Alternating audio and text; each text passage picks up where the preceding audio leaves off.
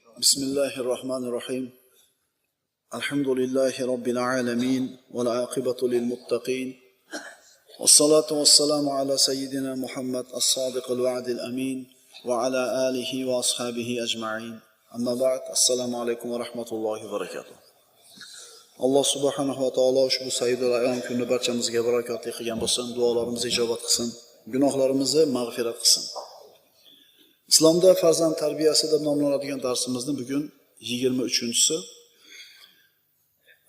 O'tgan darsimizda siz bilan biz farzandlarning nafsiy tarbiyasi haqida suhbat qildik. Psixologik tarbiya. Mana shu bobda biz jur'atsizlik va qo'rqoqlik deb ataladigan ko'rinishlarni ko'rdik, sabablari, muolajasi va bularni farzandlarga ko'rsatadigan salbiy ta'siri haqida suhbat qilgan bo'ldik. Mana shu bobdagi keyingi mavzu. Kishi o'zini nuqsonli his qilishligi. O'ziga bo'lgan ishonchini yo'qligi. Kichkinaligidan unga sen qorasan desa, shu qoraligidan bo'yni qisiq yashaydi. Shu kompleks. Bir odamning qulog'i katta bo'lsa, seni qulog'ing katta da'ursa, mana shu qulog'ining kattaligidan xijolat bo'lib yashaydi. Xullas, bo'yimi, burnimi, shaklimi yoki bir boshqa bir o'ziga tegishli bir narsadan xijolat bo'lib yashashlik. Bugun inshaalloh mana shu bola o'zini o'zi nuqsonli his qilishi, boshqalardan kamdi, boshqalardan o'zini past qilish haqida suhbat qilamiz. Asarlarda keltiriladi. Inson bolasi Allohning binosidir. Mana shu binoni vayron qilgan inson mal'un, la'natidir. Bola o'ziga o'zi ishonchi yo'q bo'lishligi, bo'yni qisilib qolishligi, buni asosiy sababi otasi bo'ladi yoki unga tarbiya berayotgan murabbiysi bo'ladi. Mana shu kompleksni bo'lib qolishligi bo'ladi. Farzandni xato ish qilgan paytda boshqalarning oldida urib so'kish, boshqalarning oldida tanqid qilish, ma'lumot qilishlik, boshqalarning oldida xijolat qilishlik. Shu narsa bolani qalbida mana shu kasallikni keltirib chiqaradi. Bu kasallikning nomi o'zini nuqsonli his qilish deyiladi. Va mana shu kichkinaligida unga kirib qolgan, qalbiga joylashib qolgan bu shuur umrining oxirigacha u bilan birga bo'ladi. Boshqalarning oldida tahqirlash, kamsitish, so'kish, haqorat qilish bolani asabi uchun, ruhoniyati uchun, psixikasi uchun juda bir salbiy ta'sir ko'rsatadi. Shuning uchun bolasi xato ish qilganda hammaning oldida so'kayotgan, xatoga yo'l qo'yganda hammaning oldida urayotgan ota bolani qalbini sindiryapti, ko'nglini cho'ktiryapti. O'zini noqis his qilishligining sabablari. Birinchidan, yoshligida ko'rgan tarbiya sababli bola mana shunday bo'lib qoladi. Muallimlar bor, juda ham qattiq qo'l bo'ladi, tili qattiq bo'ladi, eng yumshoq gapi eshak bo'ladi. Ikki gapirda eshak, sen odam bo'lmaysan, sen anaqa bo'lmaysan, bir ishda cho'ktirib turadi qalbini.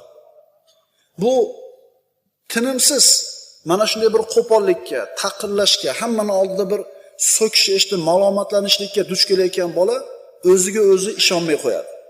O'zini boshqalardek bir komil insonda his qilmay qo'yadi. O'zini qiymatini, qadrini bilmaydi. Biz bola xato qilmaydi deyotganimiz yo'q. Uni jazolash yoki tanbeh bermaslik kerak unga deyotganimiz yo'q. Bola bor, xato qiladi. Ash-sharofu mi'wanun deyiladi. Sharaf mana shu masalada ko'makchi bo'ladi.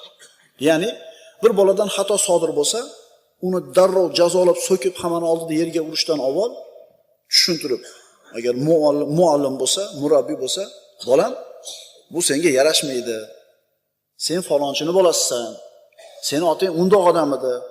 Sizlarda xonadoningizda bunaqa ish chiqishligi yarashmaydi deb turib, bu bolaga sharafli xonadon bolasi ekanligini eslatilsa, bola shu ishdan to'xtaydi. Qilayotgan xatosini takrorlamaydi. Usta muallim, mohir murabbiy mana shu shuurni bolani qalbiga joylay oladi. Mana shu shuur go'zal axloqli bo'lishlikka bolani yetaklaydi. Biz ota-bobolarimiz falonda odamlar bo'lganda faxrlanadi-yu, otalari bilan, bobolari bilan odamlar. Nasl nasabi bir oliy insonlar bo'lganligi eslatiladigan bo'lsa, shularga loyiq zurriyot bo'lishi uchun inson yaxshi tomonga yurishligi oson bo'ladi. Mohir murabbiy, hikmatli ota bolasini qalbiga mana shu narsani joylay oladi. Hurmat ko'rsatadi, bolani o'ziga bo'lgan ishonchini orttiradi. Bizda qanaqa? Bir marta yolg'on gapirib qo'ysa, bo'ldi. Kim u? Yolg'onchi. Bir marta ukasini urib qo'ysa, jabbor. Singlisini qo'ldan biror narsani tortib olsa, zo'ravon. Biror narsani so'ramay olib qo'ygan bo'lsa, yosh bolalik qilib. Kim u? O'g'ri. Qoqilib qoladi mana shu narsa peshonasiga. Johil otalar mana shu nuqsonni, bola o'zini nuqsonli his qilishligini otalar farzandlarning qalbiga o'zi joylab qo'yadi, johil otalar. Va mana shu shuur qalbiga kirgandan keyin bu farzand komil inson bo'lishdan to'silib qoladi. 60 ga kiradi, 70 ga kiradi, lekin yoshligida mana shu qalbiga joylanib qolgan shuur u bilan birga ketadi. Umrini oxirigacha rangidan xijolat bo'lib yashaydi. Umrini oxirigacha quloqidan yoki ko'zidan bir qandaydir tashqi ko'rinishidagi o'zini nazarida nuqson deb qaralgan narsadan bo'ynini qisib yashaydi. Aytdik-ku, inson Allohning qurib qo'ygan binosi. Bir binoda Alloh taolo uzunroq qilib quribdi. Bir binoni kengroq qilibdi. Bir binoni nima deymiz? Sariq qilibdi, qora qilibdi. Bu Allohning ishi, birodarlar. Shuning uchun farzandlarimizni tug'ilgan paytda, es-hushi tanib qolgan paytda uni oqligi, qoraligi, uzun qisqaligi, burni quloqini gapirib turib masxara qilishlik aslida uni ustidan kulishlik emas. Uni shunday qilib yaratgan Xoliq ustidan kulishlik bo'lib qolmaydimi? Nauzubillah. Erkalatib aytamiz, qoravoy deb masalan. Mallavoy deb qo'yamiz. Shu narsa bolani ko'nglini cho'ktiradi. Boshqalarda oldi mana shu narsadan xijolat bo'lib turadi. Buni birovga ayta olmaydi. Joylandi, umrining oxirigacha ketadi. Bilasizlarmi? Podshohning bolasiga hazrati oliyalari deb muomala qilinadi. Shuning uchun hazrati oliyalaridek turadi. Asr tushib qolib, qatlga hukm qilinsa ham bo'ynini egmaydi u. Qanday ketadi u? Hazrat oliyalaridek ketadi, mana shunday ketadi. Chunki yoshligidan mana shu shuur, hurmat, izzat, e'tibor singdirilgan. Men podshohning bolasiman deb mana shunday katta bo'lgan. Demak, otalar o'zlari sindirib qo'yadi bolalarini. Birinchi xato mana shu bo'ldi. Ikkinchisi, bolani o'ziga o'zi ishonmay qo'yishligi, o'zini nuqsonli his qilishligining ikkinchi sababi, bola xatoga yo'l qo'yganda begona odamlarning oldida, boshqa odamlarning oldida uni jazolash yoki so'roqqa tutishlik. O'rtoqlarning oldida so'kib beramiz bolalarimizni. O'rtoqlarning oldida hurmatini yo'q qildik. Aka-ukasining oldida yerga urib beramiz. Aka-ukasining oldida bo'yni qisiladigan bo'lib qoladi. Shuning uchun hikmatli ota, hikmat egasi bo'lgan ota bolasidan xato sodir bo'lganda darrov so'kmaydi. Darrov so'kmaydi bolasini yoki nabirasini. Yolg'iz qolishini kutadi. Endi bunga nima kerak? Sabr qiladi. Hech kim yo'q joyga olib borib turib, pachag'ini chiqarib olsa ham-chi urib, bola xafa bo'lmaydi otadan. Otam zo'r deydi. Urdi bo'lmasa, zo'r deydi. Zato nima qilmadi? Birovlar oldida xijolat qilmadi deydi. Esimizdan chiqmasin, yosh boladan xato sodir bo'ladi. Xato ish qiladi, faqat biz uni o'rnida jazolashlikka shoshilmaydik. Farosatli ota o'zini bolasini karomatini saqlaydi. Katta kishining oldida behurmat qilmaydi. Endi so'kish, doim kaltaklash shunda ham o'zi salbiy ta'sir qiladi bolaga. Endi boshqalarning oldida urib bersangiz-chi? Boshqalar oldida so'kib bersangiz-chi? Qarindoshlar yig'ilib qolganda o'zingiz masxara qilib berib tursangiz-chi bolangizni? Qarindoshlarning oldiga kelgani xohlaydimi shu bola? Demak, kim aybdor ekan bu o'rinda? Otalar yoki murabbiylar.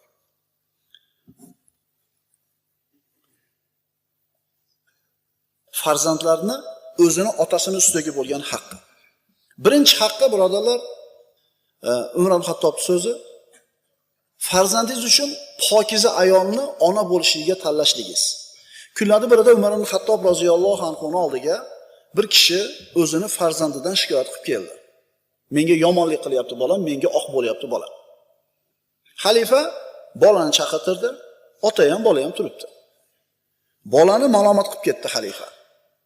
Allohdan qo'rqmaysanmi otangga oq bo'lgani? Otangga yomonlik qilgani Allohdan bir taqvo qilmaysanmi? Deganida yigit aytdiki, "Ey Amirul Mu'minin" dedi. Otalarni farzandlarning ustida haqqi borligini bilamiz. Farzandlarda ham otalarning ustida haqqi bo'ladimi? Ha, bo'ladi dedi xalifa. Qaysi o haqlar? Xalifa javob berdi. Pokiza ayolni ona bo'lishiga tanlashi, farzandiga chiroyli ism qo'yishi va Qur'on ta'lim berishidir. Hali yigit xalifani so'zini eshitganidan keyin, "Ey Amirul Mu'minin, meni otam bulardan birontasini qilgan emas" dedi. "Meni onam zinji, ya'ni majusi bo'lgan. Ismimni esa Ju'l deb qo'ygan. Qo'ng'iz ati, hasharotning ati. Allohning kitobidan biron narsani o'rgatmagan" dedi. Kitobdan bironta harfni o'rgatmagan dedi. Umar ibn Xattob otaga qarab turib, "Bolangni senga oq bo'layotganini shikoyat qilib kelsan-u, o'zi avval oq bo'lgan ekansan bolangga. Bolangni senga yomonlik qilayotganligidan shikoyat qilib kelsan-u, bolangga sen o'zing yomonlik qilib qo'ygan ekansan-u" dedi. Ya'ni birodar, sizni ustingizda farzandingiz haqqi shuki, hali bolangiz dunyo yuzini ko'rmasdan turib, unga ona bo'lishlikka pokiza ayolni tanlashligingiz kerak. Muslima, pokiza, iffatli, hayoli, Allohdan qo'rqadigan pokiza ayolni tanlashlik kerak. Bu birinchi haqqi. Ikkinchi haqqi uni ismini chiroyli qo'yishlik. Shunday ismlar bor, aytib chaqirsangiz bola xijolat bo'ladi. Mana shu at yaxshi at emas. Payg'ambarimiz sollallohu alayhi vasallam farzandlarga chiroyli ism qo'yishimizni buyurganlar.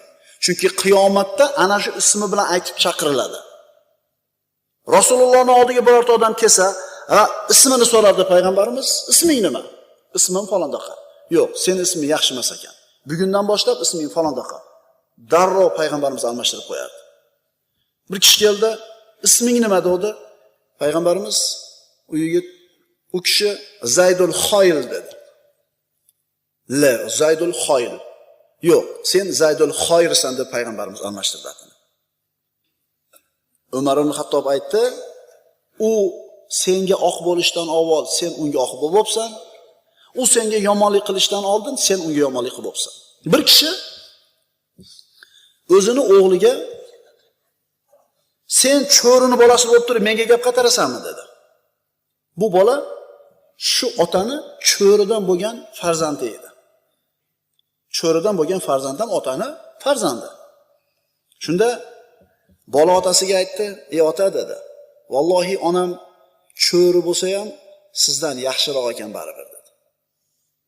Otani achchig'i kelib, "Qanday qilib mendan yaxshi bo'ladi? Axir men ozod odam bo'lsam, onang qul bo'lsa, cho'ri bo'lsa, qanday qilib mendan yaxshi bo'ladi?" Bola aytdi, "Chunki meni onam ixtiyorni chiroyli qilgan ekan. Meni xur insondan tuqqan ekan. Siz esa yomon ixtiyor qilibsiz. Meni cho'ridan dunyoga kelishimni xohlabsiz" dedi. Ota tanlashda onam to'g'ri ish qilgan ekan, lekin ona tanlashda siz menga yaxshi ish qilmagan ekansiz. Onam cho'ri bo'lsa ham sizdan afzal ekan degan ekan. Demak, farzandni o'zini otasidagi haqlari bu pokiza ayolni ona bo'lishligiga tanlashligi, chiroyli ism qo'yishi va dinni o'rgatishi. Dinni o'rgatishi. Mana shu uchala haqqini bajarsangiz, farzand sifatida otani haqqini chiroyli ado qiladi. Qaytarib aytaman. Pokiza ayolni tanladingiz. 1, chiroyli ism qo'ydingiz. 2, agar uchinchisi bo'lmasa haqqingizni bajarmaydi. Uchinchi haqqini bermasangiz, Allohni tanitmasangiz, sizni haqqingizni bermaydi. Chunki sizni kimligingizni ham tanimaydi-da unda. Robbisini tanimaganidan keyin.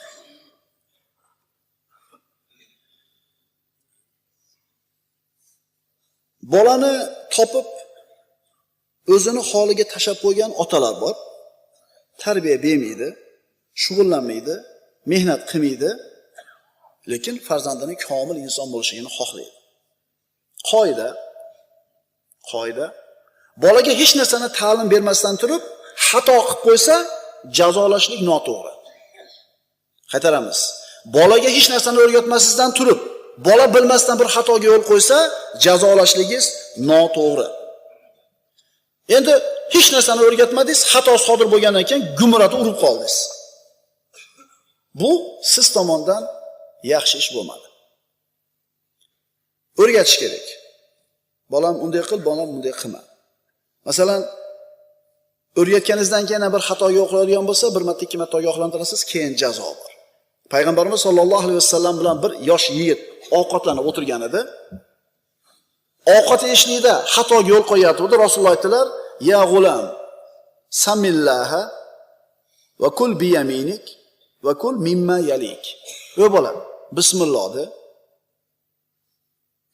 O'ng qo'ling bilan ye, o'zingni oldingdan ye. Ta'limmi shu?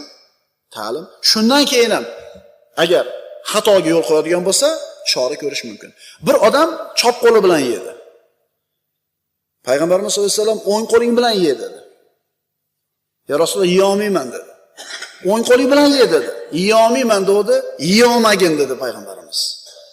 Shu odam umrining oxirigacha o'ng qo'li bilan ovqat yemasdan o'tib ketgan. Darrov payg'ambarimiz uni yeya olmagin demayapti. Aytayapti, o'ng qo'ling bilan yegin. Shu sunnat, shu to'g'ri bo'ladi, shu Allohga mahbub bo'ladi desa, yeya olmayman deyapti. Unda yeya olmagin dedi. Payg'ambarimiz sollallohu alayhi vasallam aytadilar, Abu Hurayra roziyallohu anhudan, Jami-us Sag'irdan: "Allimu va la tu'annifu, fa innal muallima khayrun minal muannifi." Muallim o'rgatuvchi.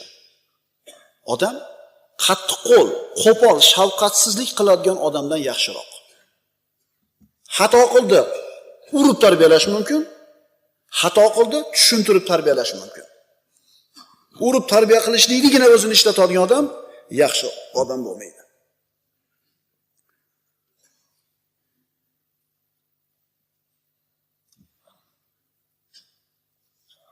Payg'ambarimiz sollallohu alayhi vasallam oldiga bir yigit kelib, "Ya Rasululloh, menga zino qilishga ruxsat bering" dedi.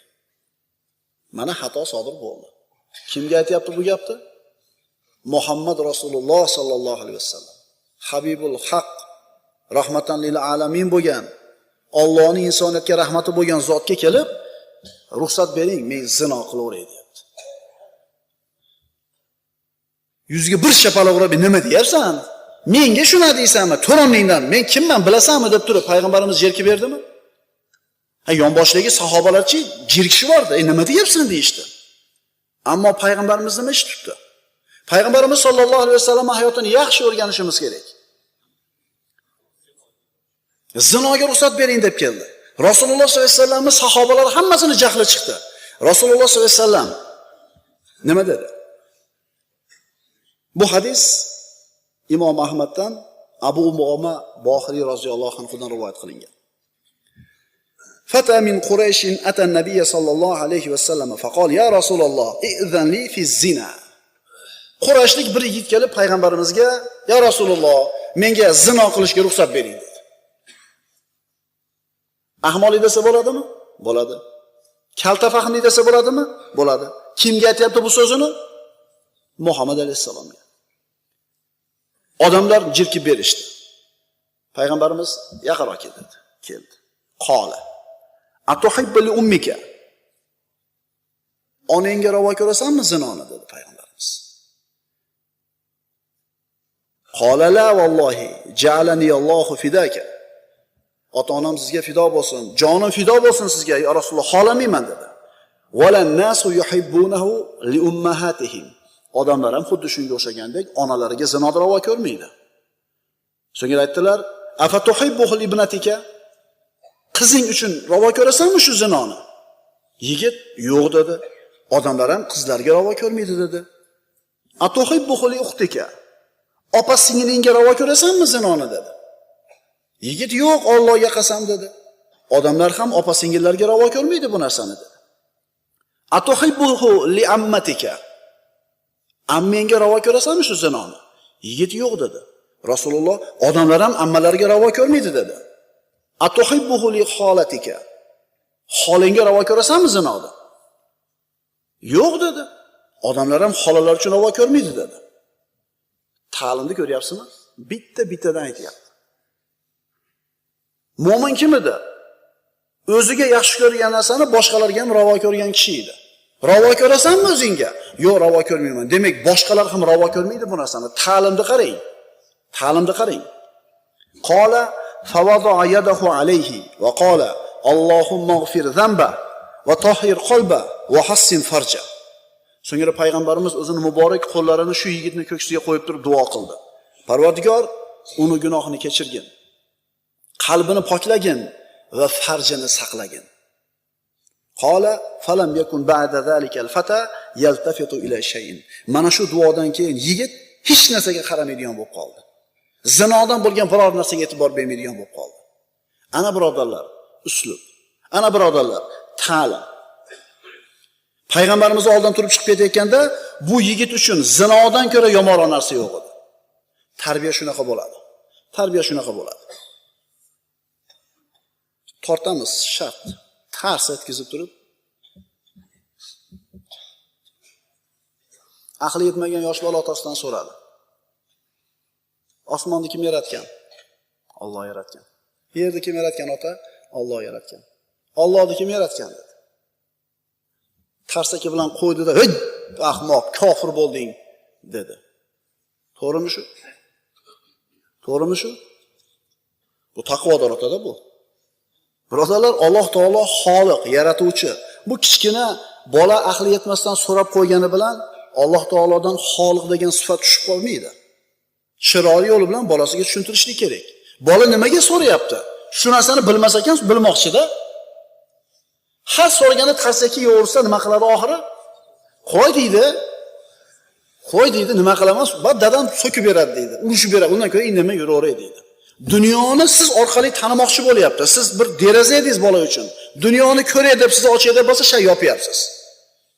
Siz o'zingizni bolangizga ta'lim bergani toqatingiz yetmayapti. Qayoqdan o bog'cha opasi ta'lim bersin? 30 ta bolaga. Endi bola bog'chalarda ayblamoqchi emasman. Faqat e'tibor beringlar. Bir dona bolangizga, bir dona o'g'lingizga, qizingizga sizni toqatingiz yetmayapti. O'zingizni bolangiz pushti kamaringiz. Endi qara qilib 30 ta bolaga siz xohlagandek ta'lim bersin. Bola o'zi aytayotgan so'zini ma'nosini bilmasligi mumkin. Shuning uchun uni jazolamaslik kerak, so'zini ma'nosini bildirishlik kerak. Bu ham bitta qoida. Bu ham bitta qoida. Payg'ambarimiz sollallohu alayhi vasallam hadislarida tuyasini yo'qotib qo'ygan kishining qissasi keladi. Ko'pchiligimiz xabarimiz bor. Bir kishi sahroga chiqdi, tuyasining ustiga hamma oziq-ovqatini ortib olgan. Tuya qo'lidan chiqib ketdi. Suvi ham, ovqati ham, kiyim-kechagi hamma yo'qi tuyaning ustida quvaladi, yeta olmadi, qochib ketdi. Sahroda o'rtasida na ovqati bor, na suvi bor, qoldi. O'lishi aniq. Taqdirga tan berib yotdi, uxlab qoldi. Bir vaqtdan keyin uyg'onib ko'zini ochib qarasa, tuya turibdi ustida. Shart turdida tuyani ipidan mahkam tutib, xursand bo'lganidan, "Ya Robbi, ana robbuka va anta abdi." Ey Robbim dedi shoshilib, xursand bo'lib. "Men seni Robbingman, sen mening bandamsan" deyordi. Kufr kalimasini aytdi. Lekin qasddan aytdimi? Payg'ambarimiz bu odam kofir bo'ldi dedimi shu hadisni aytib turib? Yo'q. Nima dedi? Anavi badaviy tuyasi sababli xursand bo'lganidan ko'ra Alloh taolo bandasining tavbasidan ko'proq xursand bo'ladi dedi. Demak, shu gapni gapirib qo'yib turib kofir bo'lmabdi u. Chunki bilmasdan shoshilib adashib aytib yordi. Shuning uchun bolalarimizdan biror bir adashib so'z chiqib kelsa darrov jazolamaylik, tushuntiraylik. Qorilardan biri chiroyli qilib Qur'onni o'qib berdi. Juda ham chiroyli Qur'on o'qidi, bir solih odam. Bir odam uni qiroatini yaxshi ko'rib, haligini bir solih odam sanab oldiga kelib nima dedi? Men dedi qoriga qarab, solih kishilarni yaxshi ko'raman. Men solih kishilarni yaxshi ko'raman, ammo ulardan emassiz dedi. Hali qori so'kib yonidan haydab yubordi. Bu unaqa demoqchi emas edi. Men solih insonlarni yaxshi ko'raman, ammo ulardan emasman demoqchi edi. O'zini aytmoqchi edi, ulardan emasman demoqchi edi, lekin ulardan emas sizda bordi. Haydab soldi. Shuning uchun istibyon qilishlik kerak, tushuntirib berishlik kerak. Savol so'radi. Allohni kim yaratgan deb. O'zi savol so'rayotgani sizdan bo'lingiz. Yaxshilikning belgisi birodar. Savol so'rayotgani yaxshilikning belgisi. Sababi siz bilan bolaning o'rtasida devor yo'q hali. U dadil kelib sizdan so'ra olyapti. Sizga qalbini ochyapti. Yozing meni qalbimga deyapti. Nima to'g'ri, nima noto'g'riligini. Agar siz yozmasangiz ko'chadan yozib oladi. Savol so'rayotgani yaxshi. Ammo savolga qo'pol javob berib, dag'al javob beradigan bo'lsangiz, ilmdan to'sib qo'yasiz. Bir marta savol ber, noma'qul, mantiqsiz, bema'ni soldingiz betiga. Yana bir marta adashuvdi, tepdingiz. Qo'y deydi, so'ramay qo'yaveradi. Shu bilan qalbini siz uchun yopib qo'yadi. Payg'ambarimiz sollallohu alayhi vasallam hayotiga murojaat qilamiz. Bir arobiy aytadi: "Men Rasululloh sollallohu alayhi vasallam bilan birga namoz o'qir ekanman, bir kishi namozda aksi urdi, tushkurib yubordi." Bu hadis Jami' Sag'irdan Abu Hurayra roziyallohu anhudan. Haliginga qarab, "Yarhamukalloh" deb qo'ydi. Sahobalar hammasi shuni o'qirishdi. Ular ham namozda. "Nima menga qarashasan?" dedi. "Qurib ketgunlar, men bilan ishlaring nima?" dedi. Arobiy. Sahobalar oyoqlarini urib qolishdi. Bu sahro aytadi, ular meni jimitmoqchi bo'layotganligini tushundimda, jim bo'ldim. Rasululloh sollallohu alayhi vasallam namozini tugatgandan keyin meni chaqirdi. Ota-onam u zotga fido bo'lsin. U zotdan avval ham, u zotdan keyin ham mehribonroq, go'zalroq muallimni ko'rmaganman. Allohga qasam, so'kmadi ham meni. Urushmadi ham, jerkiyamadi ham. Nima dedi? Qala inna hadhihi as-salah la yasluhu fiha shay'un min kalamin nas. Bu namoz. Unda odamlarning so'zidan birontasini gapirib bo'lmaydi. Innama hiya tasbih va takbir va qiraatul Qur'an. Albatta namoz u tasbih, takbir va Qur'on tilovati dedi.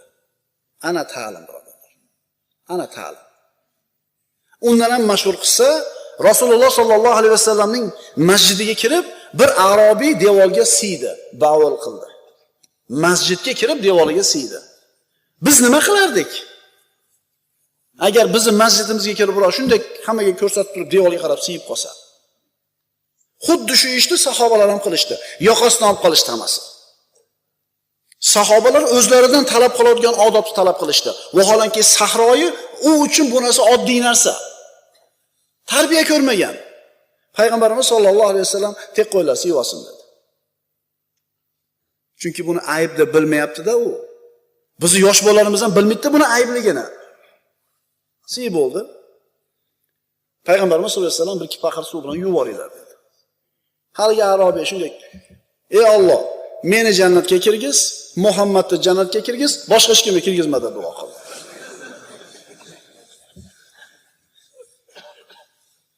Har bitta ishimizda siz bilan bizga ibrat bo'lgan Rasulullohning qilgan muomalasini qarang. Chunki bilmaydi bu. Bilmaydi bu. Demak, avf qilinadi. Masjidga siyayotgan bo'lsa ham avf qilinadi. Endi o'zingizni bolangizni avf qilishlikka quvvatingiz yetmaydimi?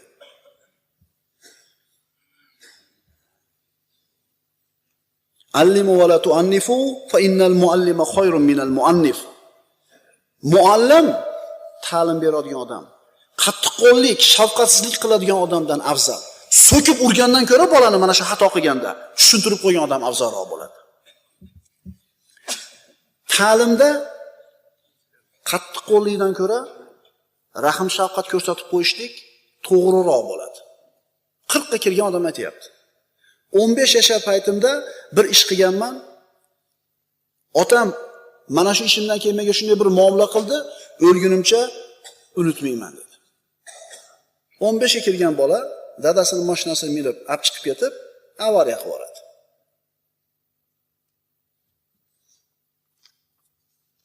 Uch kungacha uyga kela olmay yuradi. Qayoqqa boradi? Oxiri keladi. qo'rqib, xavotir bilan aybi bo'ynida xatosini tushunib, bo'ynini qisib uyga keluvdi, otasi so'kmadi ham. Urushmadi ham. Buni o'rniga aytdiki, bolam g'am qilma, sotib oldim mashinani, xijolat olma dedi. Bilasizmi? Qalbiga qanaqa ta'sir qiladi. Nimani kutgan edi? Baqirish kerak edi, so'kish kerak edi, urush kerak edi, uydan haydab chiqarib yuborish kerak edi. Lekin ota buni aksini qildi. Yumshoqlik qildi. Mana shu qilgan ishi bu yigitni 25 yildan keyin ham, 40 yashar paytida ham qalbini mashaqqatida turibdi. Va mana shu otasini qilgan ishi tufayli bola otasiga shunaqa mehribon farzand bo'ldi, o'lgunicha otasini xizmatida turdi. Shuning uchun birodarlar, urib jazolashlik hammaning qo'lidan keladi. Jahlingiz kelgan paytda sochib olishlik. Ammo avf qilib, tushuntirib, kechirib qo'yishlik hammaning qo'lidan kelmaydi. Bugun sizlar bilan suhbat qilgan mavzuimiz bola o'zini o'zi nuqsonli deb bilishligi, bo'yni qisiq bo'lishligi, boshqalarda oldida o'zini ojiz, noqis deb his qilishligi. Mana shu haqida suhbat qildik. Va bu narsaning asosiy sababi otalar va murabbiylar bo'ladi. Aqulu qawli hada va astagfir